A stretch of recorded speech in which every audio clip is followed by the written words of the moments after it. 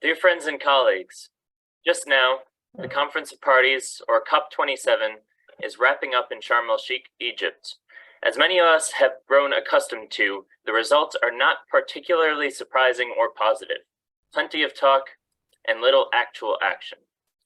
We are all well aware that climate change is one of the greatest existential threats to not just humans, but all life on Earth.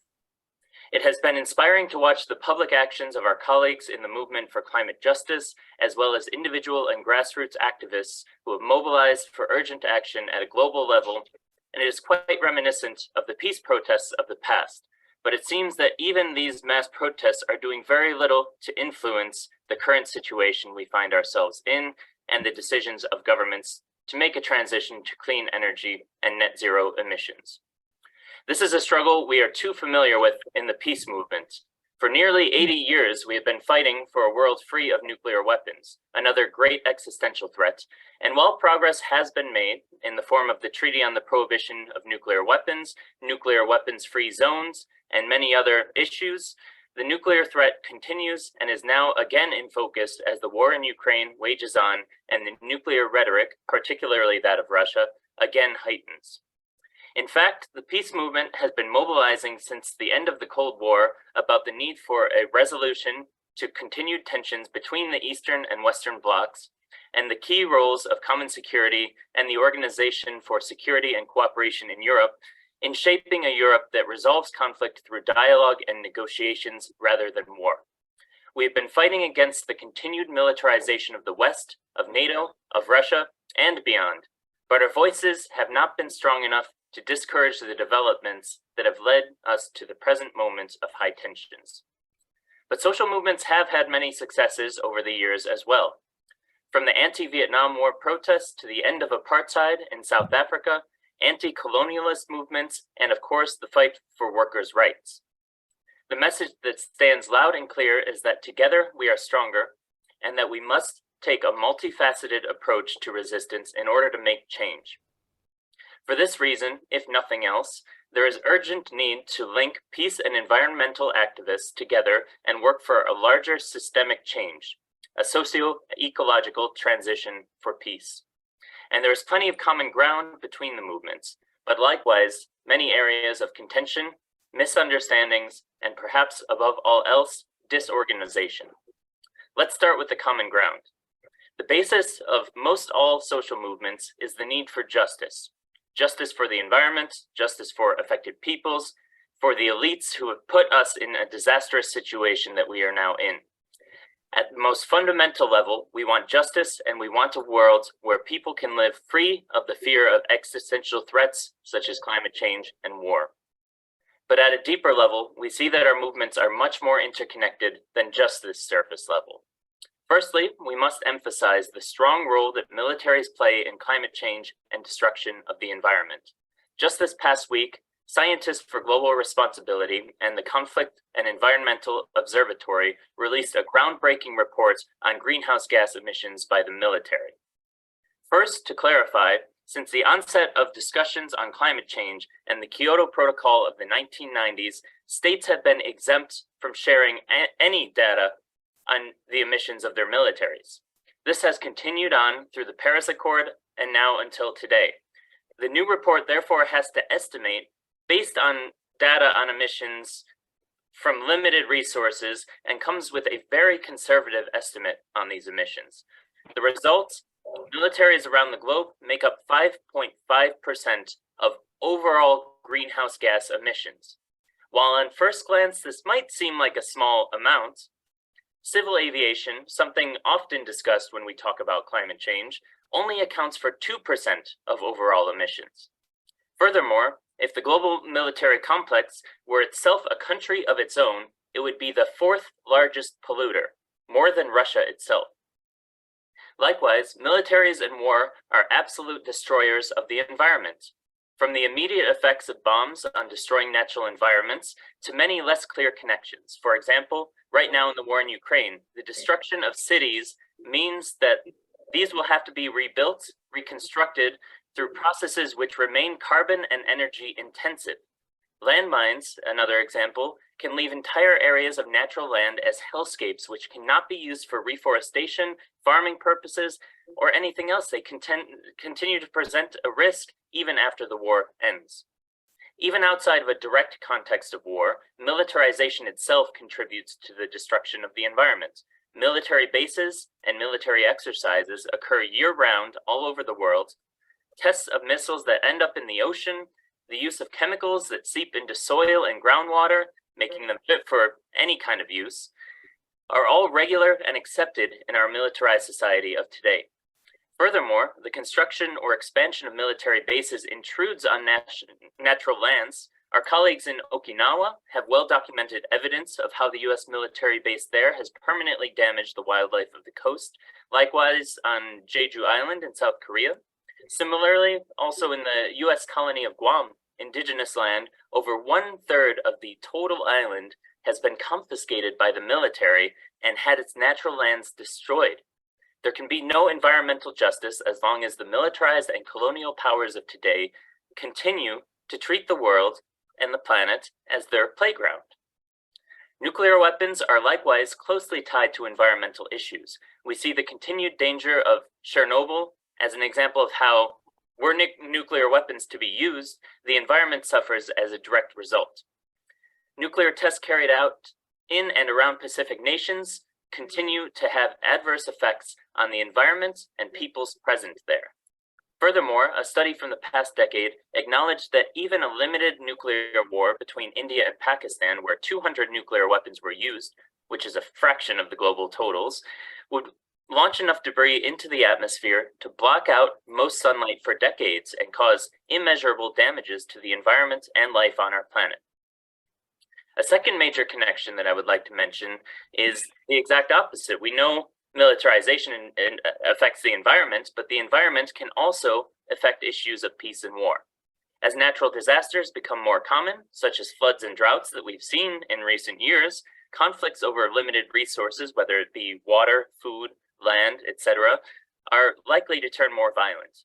They are estimated to also lead to an increase of migration, and the people who will need to relocate will cause a level, or rather, this will lead to a confrontation and conflict much more severe than we have seen in migration waves of the past.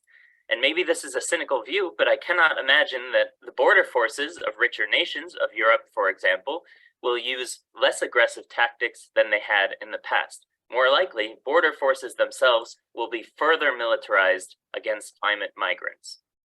The Arctic Circle is also becoming a major front for future warfare. As sea ice melts, military ships are pushing further and further into the Arctic and using icebreaker ships to damage the area that was until recently quite a peaceful space. And the rising sea waters that result from climate change also have a severe impact on island nations and coastal areas. The response to climate change is also being militarized. NATO and many other dominant military forces claim that they will be essential in mitigating the effects of climate change.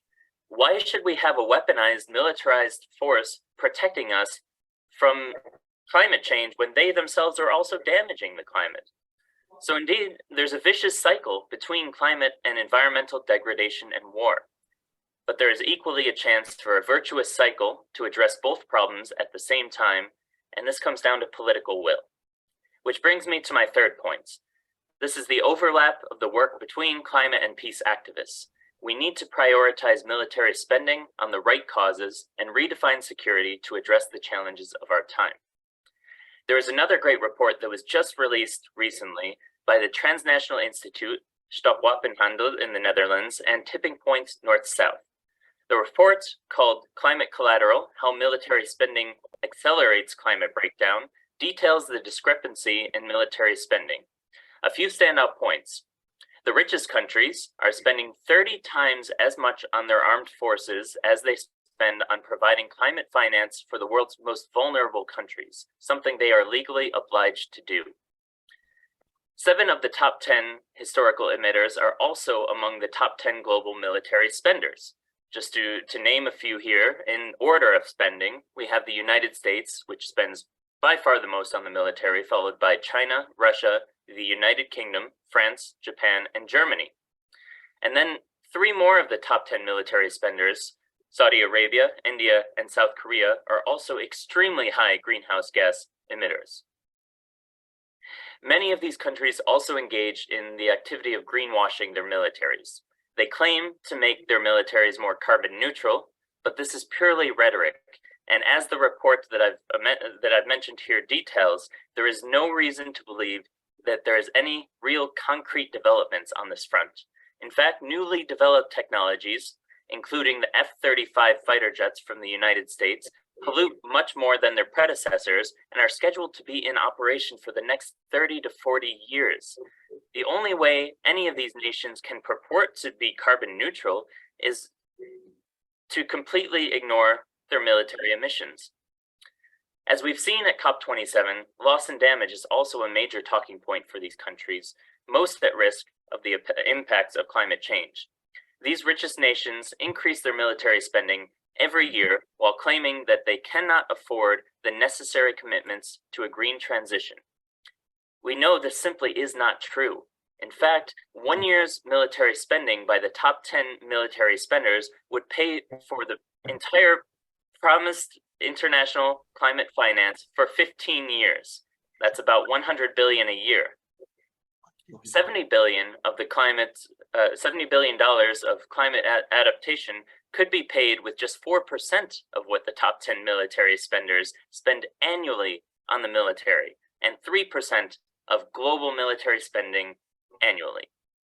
Together with other proposals, if we take into account fossil fuel subsidies, disbursement of special drawing rights, new taxes on fossil fuel extraction, financial transactions, aviation, and shipping, there is more than enough money to fund mitigation, adaptation, and loss and damage if we cut military spending. In other words, the money is all there. It is just invested in the wrong cause. World leaders would rather destroy the planet twice over than save it for future generations. With all this common ground, why hasn't there been closer coordination of peace and climate activists and movements? It's hard to say for sure. This is something we've been working on. There are certainly bureaucratic divisions, and since the end of the Cold War, the diversification and specification of social movements has opened the door for each group to work on its own themes while often ignoring the interconnections to other work that's going on around them. This may be increased as well by some of the systems of funding and financing nonprofit groups that are so narrowly focused have to use. There is no question of the urgency and of the knowledge. A lot of what I have said here today has been known for a while, at least to some degree. Well, many other parts are new revelations, but what is seen and heard in popular media does not go beyond the surface level into the issues, and what is clear is only the focus on the climate disaster, which is here. So there seems to be a sort of urgency to deal with the climate first and then take care of everything else afterwards. But this is a misunderstanding. We cannot tackle climate change and environmental degradation without tackling militarism. The question becomes more complicated, but it also pushes us to act together on a variety of fronts in coordination and cooperation. So what do we do from here? I can only speak from the experience and perspective of the International Peace Bureau, of which I'm coming from. On one front, we have begun forming coalitions and alliances with groups that are working specifically on the overlap of militarism and climate change. Through this working group, we had a strong presence at the COP27 and have been sharing the latest findings and information with climate and human rights activists, as well as diplomats, academics, scholars, politicians, and the media. We are beginning to see some reception, but there is still a long way to go, and there remains a sort of taboo against linking militarism with the climate among many at the COP. As a second point, we have been pushing forward the idea of common security to challenge the prominent conception of security that we hear from our leaders. We know that security can no longer mean safety for the state through military defense. Instead, we must learn to make security with each other rather than against one another. We must recognize that issues like climate change, pandemics, and inequality cannot be managed within national borders, but must be addressed at an international level and in good faith. No one nation can make itself immune from climate change. This also means that we must end all wars and create a mutual security that reduces militaries and armaments to likewise limit greenhouse gas emissions. And as a third point, we have begun dialogue with grassroots climate activists. These are not always easy. Many activists still see a role for the military, especially in the defense against possible invasions or interventions by dominant neo-colonial forces. I won't get too much into the war in Ukraine here, as that's not the point of my speech, but this can also be a difficult point on which to find some common ground with climate activists. But the conversations are nonetheless important and reveal there is a lot of common ground and promising work for the future. In the end of the day, we don't have to agree on everything, but we must work together to stop the dual crises that we are facing at this moment. The peace movement will continue to play our part to fight for the reduction of militaries and armaments, for peace and justice, just as much as for the future of our planet and environment. We hope to continue building coalitions and fighting for a world where people can feel safe and secure, and where we can overcome the existential threats by coming together. There can be no peace without climate justice, and no climate justice without peace. Thank you.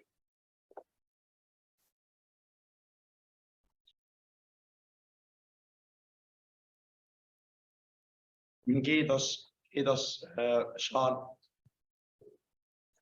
No niin, siinä on pieni viive, että tämä alkaa toimimaan. Kiitokset Seanille alustuksesta. Siellä on ollut ilmeisesti vähän ongelmia Zoomissa tulkkauksen löytämisen kanssa. Niin jos alapankki on näkyvillä, niin siellä hyvin suurella todennäköisyydellä pitäisi löytyä erilaisia symboleja ja siinä symbolin luona lukee interpretation, ja kun siitä klikkaa, niin saa valittua English tai Finnish.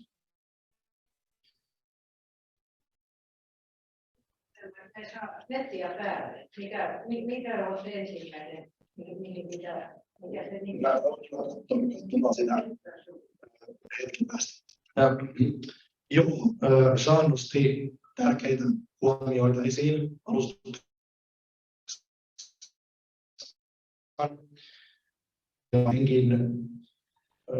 Vahvasti ympäristöön liittyvä asevarustelu ja militarismi ja se, miten toistaiseksi armeijoiden toiminta asevarustelu. Toinen alustus tähän päivän ensimmäiseen keskusteluun. Siellä on Conny Hildebrandt. Can you hear me?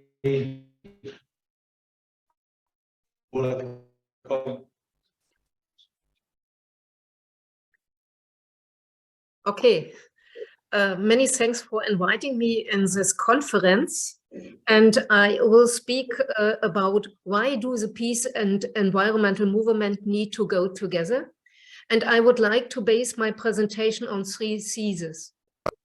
The first one, we are dealing with an organic crisis in which all the individual global crises intervene and reinforce each other.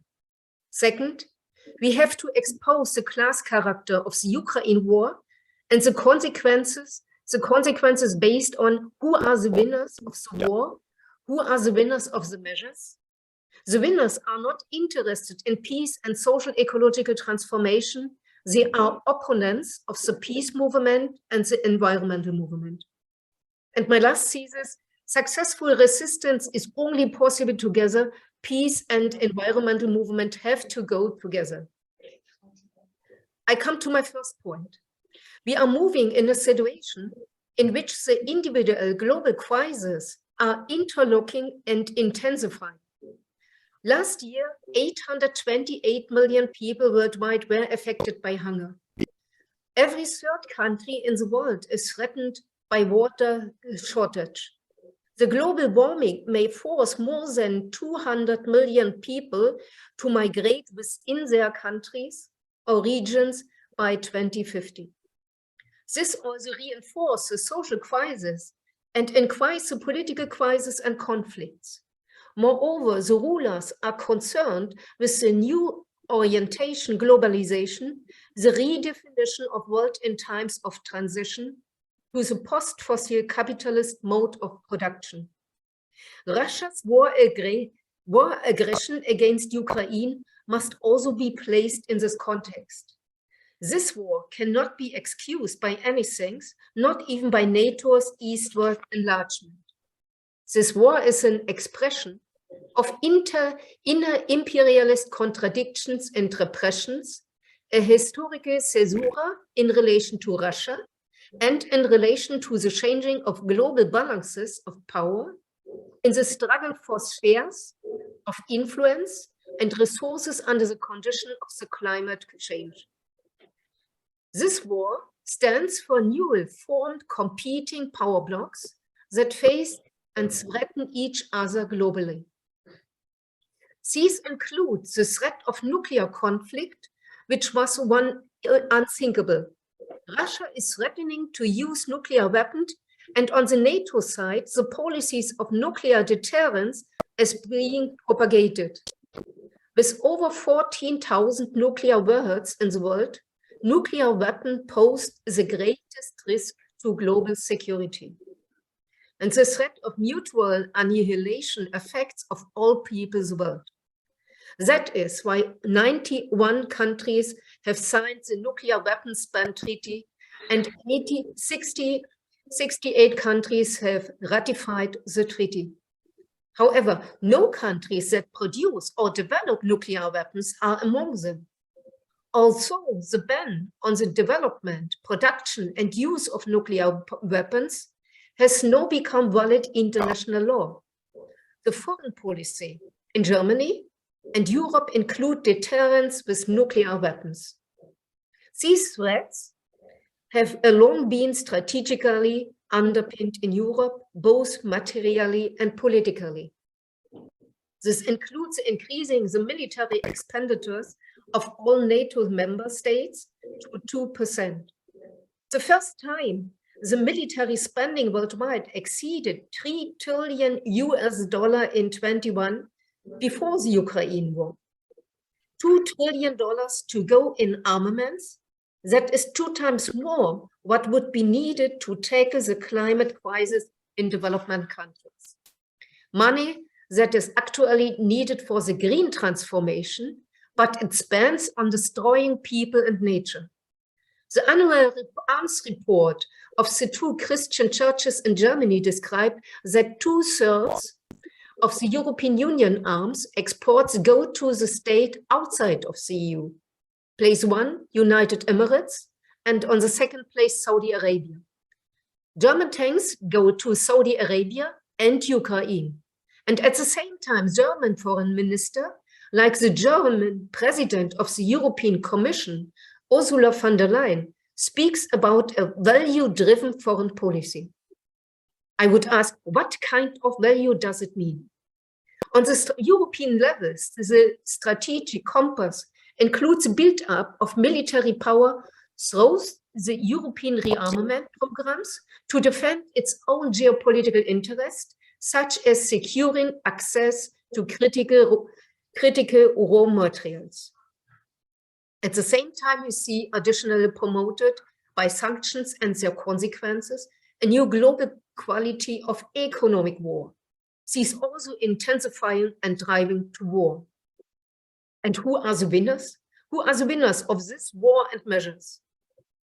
The winners are above all those who work out profits on the basis of fossil way of production and reproduction and life. In times of military conflicts and global wars, the big winners are the armaments industry and the energy companies for coal, electricity and gas, but there are other winners. All companies that live from the fact that the social ecological transformation fails to materialize because quick solutions, such as the energy security of the EU countries, are in demand.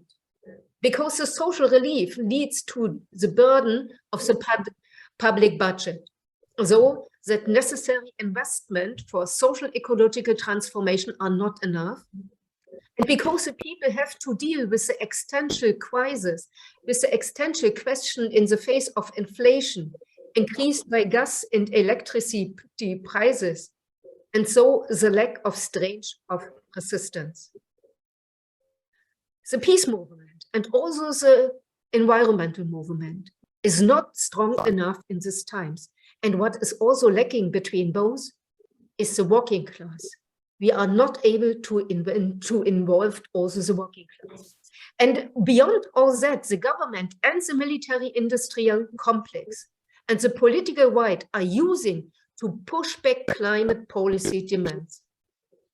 Today, anyone who opposes the expansion of the Western infrastructure for gas and oil, such a climate social justice network, Ende Gelände in Germany, runs the risk to being seen as an enemy. If you want to become independent Russia gas, you have to accept liquid gas and fracked gas. What has long been considered taboo now appears to be a solution: the import of US fracked gas. With the new mantra of no alternative, fracking gas appears morally purified. The narrative that is lesser of two evils is in fact the reaction of the social ecological transformation. It is not the bridging technology to greener age, but a continuation of an energy policy that is anti-social and destroys the ecological basis of human survival. And last but not least, every percent of energy supply that comes from fossil fuel continues a policy that creates an economy basis for further wars. Oil and gas are limited raw materials, are therefore contested for the reason alone. We must therefore oppose the Ukraine war in the militarization of the European Union, a European army, because every weapon finds its work. And the Ukraine war is only the pre-war for the next big conflict between US and China. And each war finds reason to postpone the ecological question. At the same time, the rich get richer and the poor get poorer. Wars leads to massive destruction of nature and drive up greenhouse gas emissions. Because it is so, we must take the consistent anti-war position, even majorities oppose it. Peace and environmental movement have the same opponents. This is another reason why the struggle must be united. The profiteers of war and crisis sit on the supervisory board and in the stock corporations of fossil capital, in East and West and North and South. These include fracking gas oligarchs from Europe, North Africa, the Arabian Gulf, and the energy monopolies like Gazprom. They are already the victors of the Ukraine war. So we need to develop a common strategies on how to break the power of cooperations. We must raise the question of ownership. Peace policy today means changing the energy supplies to renewable resources, organized in the decentralized and sustainable way, and above all under the democratic control. My last thesis: successful resistance is only possible together, so peace and environmental movement must fight together. Peace and sustainability are interdependent. Without peace, we will not achieve sustainability, but without sustainability, we will not achieve peace. It's completely illusionary that we can achieve the peace unless achieve environmental and social sustainability at the same time. Today's climate change is evident that the world resources are being overused and that we are taking more than this system can reproduce at the same time. Climate models have long described the possible future especially the increase in extreme weather, floods, droughts, rid of rivers, with all their consequences. There is a growing danger that there will be more and more areas on the earth where people will no longer able to live, because the sea level will swell up the coast, because storms and floods will be the order of the day, because agriculture will not longer possible, and so on and so on. In other words, there will systematically be less and less lands on which an increasing world population can still live. Worldwide, 200 million climate refugees are threatened in the next 30 years if we don't change this development, if we don't stop this development. So German Greenpeace. That this development will not proceed peacefully is obvious. The development is connected with more and more conflict, with more and more wars, regionally and internationally. All effects for peace, all efforts from peace will only lead to positive results if they include the perspectives of the affected country, regions, and of course the people living there, especially the countries in which few resources for a post-fossil social development need a post-fossil realistic perspective. This includes also the oil and gas producing country, choose also for Russia. Peace can only be stable if it is based on social justice and environmental sustainability. Peace and security policy must therefore be redefined in a new, all-encompassing way that includes the international peace law, peace order based on international law under the umbrella of the United Nations or OSCE. We need a European security which NATO is not, can be, never be. Such a security system must include all relevant actors, take their interest into account. The NATO is not the solution. It's a part of the problem, or better, it's a problem and the central obstacle on the way to such European security system. We must demand our government to do more supply weapons to Ukraine. We must demand practical initiatives to end the war. And we know after the end of the war, the Ukrainian people will continue to insist being recognized as a free nation with dignity, and they have every right to do so. As the Palestinian people, the Kurdish people, the Irish people. And Russia, however, will remain a nuclear-armed European power and, like it or not, must be part of a security architecture. We need a broader understanding of security, and that includes security of resources, especially energy, water, food security. That means access for everybody, for labor, health, housing, education, culture. What we have to develop is an alternative agenda for common goods. What is happening? No, it's a total opposite of sustainable. War is a pure destruction. War is direct against the people and nature, but it's not only about material damage. The basis of humanity is being destroyed. The trust of the people in each other and the trust of the state in each other is destroyed. Thus, today threaten the existence of our civilization. And therefore, it's time for the peace movement to join forces with the sustainable movement, because only together can be safe. It's only possible in the triad of peace, justice, and preservation of the foundation of human life. And the struggles and fight must come together. That means the communities must come together. We need human practices. We need common projects. We need common project for a social ecological transformation. Let's fight us together for a common future. Many thanks.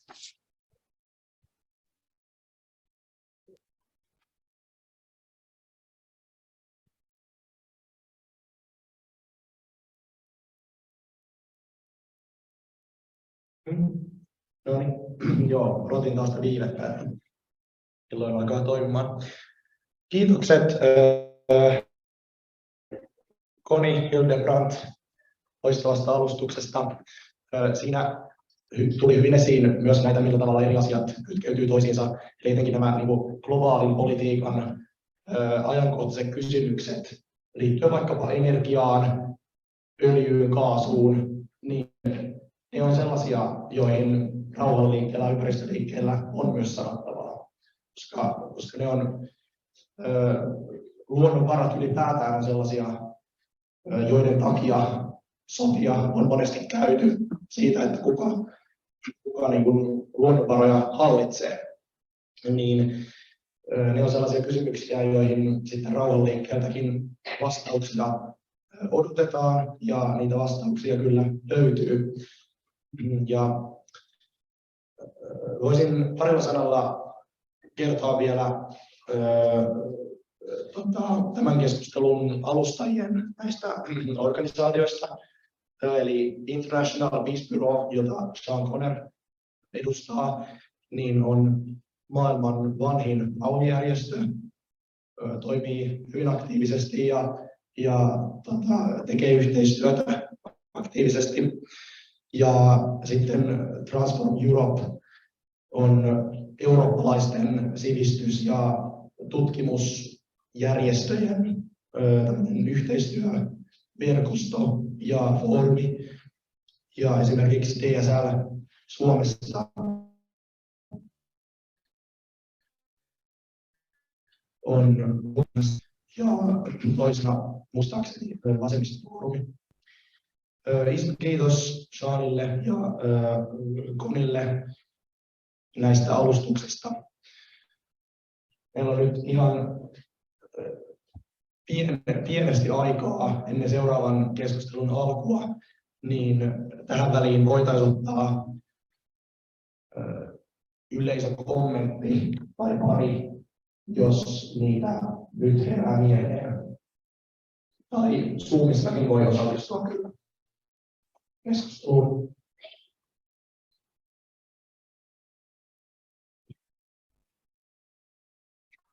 Minkälainen tarve teidän mielessä on ympäristön ja rauhan yhteistoiminnalle?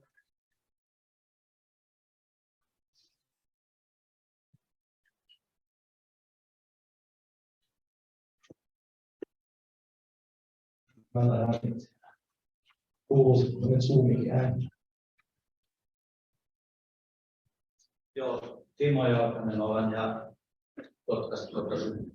niin minusta tässä asiassa pitää katsoa tämmöisiä puolia, kun ympäristökriisin hoidon kannalta suunnilleen 7 vuotta on hirveän tärkeää, mitä on edessä, että se ei karkaa hallitsemattomat kokonaan. Tätä mieltä on tutkijayhteisö maailmassa. Ja nyt kun ajatellaan tätä, niin kun halutaan hallintoja kaataa ulkopäin, niin vaihtaa tällaisen jännitteen koko ajan, niin on selvää, että 7 vuodessa maailman maat ja kulttuurit ei tulla samanlaisiksi, että ne voisi sitten yhdessä toimia hyvin. Se tarkoittaa, että hyvin erilaisten tahojen pitää lähivuosina pystyä löytämään se yhteinen näkökanta näihin tärkeimpiin asioihin. Ja vaikka ovat kuinka erilaisia, se on tässä ja on kyllä tässä.